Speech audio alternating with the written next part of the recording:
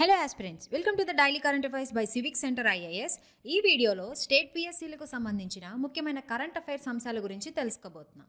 ఇందులో మొదటి ఆర్టికల్ని కనుక చూసుకున్నట్లయితే, పిల్లల హక్కుల పరిరక్షణకు మిషన్ వాత్సల్యను బలోపేతం చేసే విధంగా జిల్లా యూనిట్లు పనిచేయాలని మహిళా శిశు వయోవృద్ధుల సంక్షేమ విభిన్న ప్రతిభావంతుల శాఖ కార్యదర్శి సూర్యకుమారి అన్నారు.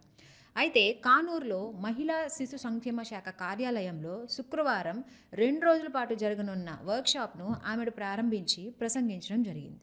ఇప్పుడు మిషన్ వాత్సల్య పథకం గురించి తెలుసుకుందాం. మిషన్ వాత్సల్య పథకం అనేది కేంద్ర ప్రాయోజిత పథకం.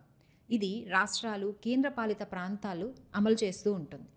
దీని సంరక్షణ మరియు అవసరంలో ఉన్న పిల్లలు, చిల్డ్రన్ ఇన్ కాన్ఫ్లిక్ట్ విత్ లాకు మద్దతు ఇచ్చే లక్ష్యంతో ఈ పథకం అనేది పనిచేస్తూ ఉంటుంది. అయితే ప్రాజెక్టులు రూపకల్పనలో పిల్లల ఉత్తమ ప్రయోజనాలను ఎల్లప్పుడూ పరిగణలోకి తీసుకోవడం మిషన్ వాత్సల్య యొక్క ముఖ్య లక్ష్యం. అయితే దీని యొక్క ఇతర లక్ష్యాలు గనక చూసుకున్నట్లయితే, ఇందులో భాగంగా నిత్యావసర సేవల ఏర్పాటు, పిల్లల కోసం ఎమర్జెన్సీ అవుట్ రీచ్ సేవలు, అంతేకాకుండా సంస్థాగత మరియు సంస్థాగతేతర సంరక్షణ సేవలను బలోపేతం చేయడం, దీంతోపాటు మిషన్ సపోర్ట్ కింద ఏర్పాటు చేసిన చైల్డ్ కేర్ ఇన్స్టిట్యూషన్స్, వయస్సుకు తగిన విద్య, వృత్తి శిక్షణ, వినోదం, ఆరోగ్య సంరక్షణ మరియు కౌన్సిలింగ్కి ప్రాప్యత కల్పించడం వంటి ఇతర లక్ష్యాలను ఈ మిషన్ కలిగి ఉంది. అయితే దీని యొక్క నిధులు విషయానికి వస్తే, చట్టసభలు ఉన్న అన్ని రాష్ట్రాలు, కేంద్రపాలిత ప్రాంతాలకు 60:40 నిష్పత్తిలో ఈ నిధులను కేంద్రం, రాష్ట్రాలు పంచుకోవడం జరుగుతాయి. అంతేకాకుండా ఈశాన్య రాష్ట్రాలు, కొండ ప్రాంతాలు మినహా హిమాచల్ ప్రదేశ్, ఉత్తరాఖండ్, జమ్మూ కాశ్మీర్, కేంద్రపాలిత ప్రాంతాలు 90:10 నిష్పత్తిలో నిధులు అనేవి పంచుకోవడం జరుగుతాయి. దీంతోపాటు శాసనసభ లేని కేంద్రపాలిత ప్రాంతాల్లో 100% ఖర్చును కేంద్ర ప్రభుత్వమే భరిస్తుంది.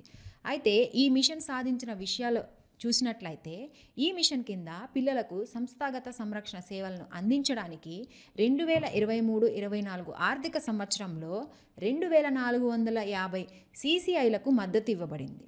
మొత్తం 1,21,861 మంది పిల్లలకు నాన్ ఇన్స్టిట్యూషనల్ కేర్ కోసం ఈ మిషన్ కింద ఆదుకోవడం జరిగింది. ఈ పథకం 2023-24 ఆర్థిక సంవత్సరంలో 62,594 మంది పిల్లలకు సంస్థాగత సంరక్షణ కోసం మద్దతు ఇవ్వడం జరిగింది.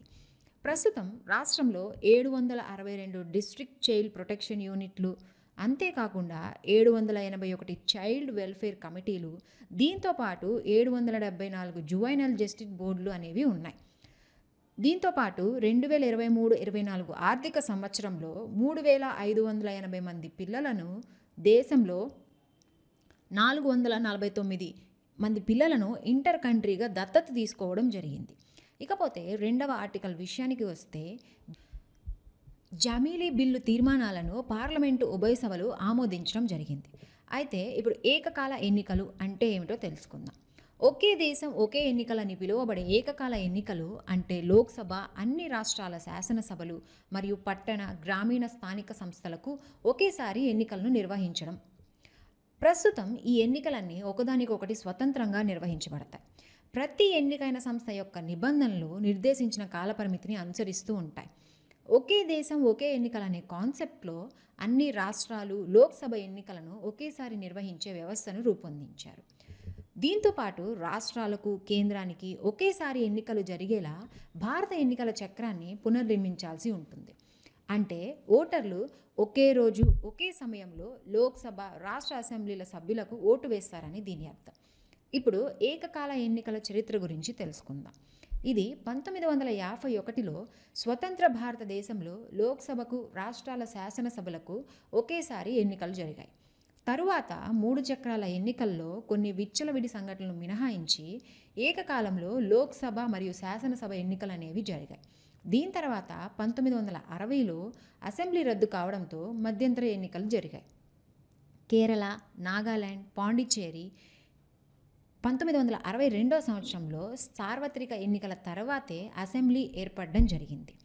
అయితే ఈ ఒకేసారి ఎన్నికలు నిర్వహించే ఇతర దేశాలు గనక చూసుకున్నట్లయితే, ఇందులో Germany, Japan, Indonesia, Philippines, Belgium దేశాలు ఉన్నాయి. ఇకపోతే మూడవ ఆర్టికల్ విషయానికి వస్తే, గడువు తిరస్కరించిన ఆహార ఉత్పత్తుల వివరాలను ప్రతి 3 నెలలకోసారి ఇవ్వాల్సిందిగా భారత ఆహార భద్రత ప్రమాణాల ప్రాధికారిక సంస్థ ఉత్పత్తిదారులను దిగుమతిదారులను ఆదేశించడం జరిగింది. అలాంటి ఉత్పత్తులను తిరిగి విక్రయించకుండా నిరోధించేందుకు ఈ చర్యలు ఉపయోగపడనున్నాయి. ఇప్పుడు FSSAI గురించి తెలుసుకుందాం. ఇది భారత ప్రభుత్వ ఆరోగ్య మరియు కుటుంబ సంక్షేమ మంత్రిత్వ శాఖ కింద స్థాపించబడింది. అయితే భారతదేశంలో ఆహార భద్రత మరియు నియంత్రణకు సంబంధించిన ఏకీకృత చట్టమైన food safety and standard act 2006 కింద FSSAI స్థాపించబడింది. దీని యొక్క విజన్ చూసుకున్నట్లయితే పౌరులు సురక్షితమైన మరియు పోషకమైన ఆహారాన్ని పొందడానికి, వ్యాధులను నివారించడానికి, ఆరోగ్యకరమైన సంతోషకరమైన జీవితాన్ని గడపడానికి వీలు కల్పించడం కోసం ఈ FSAI అనేది పనిచేస్తూ ఉంటుంది.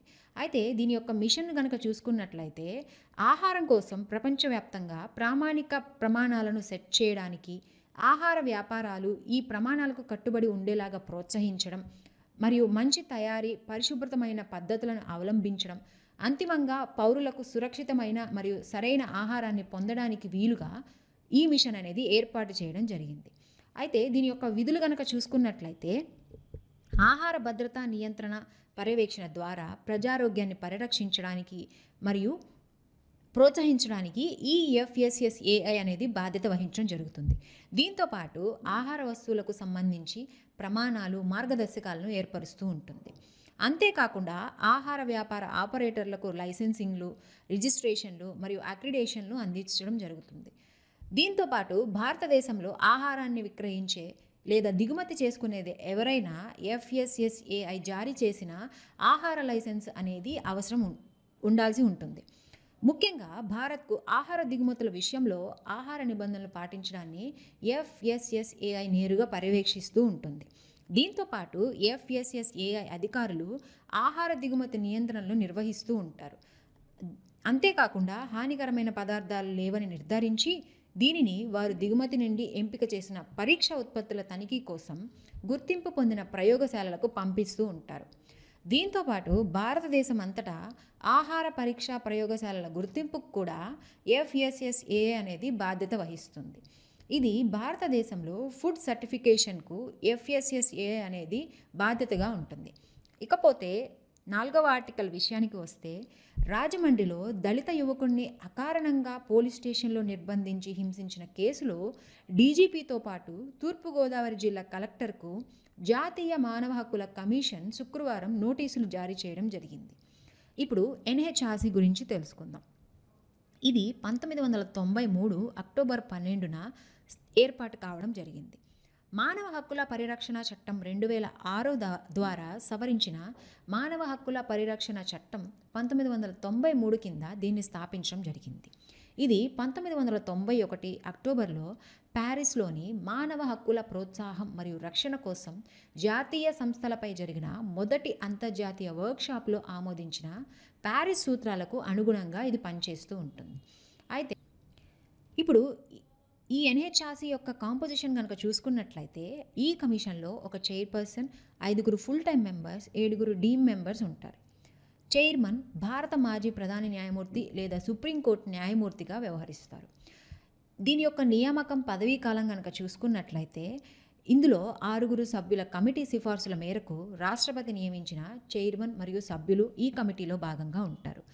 అందులో ప్రధానమంత్రి, Lok Sabha speaker, Rajya Sabha deputy chairman, parliament ఉభయ సభల్లో ఉన్నటువంటి ప్రతిపక్ష నేతలు, కేంద్ర హోంమంత్రి మరియు చైర్మన్, వీరితో పాటు సభ్యులు అనేటువంటి వారు ఇందులో ఉంటారు.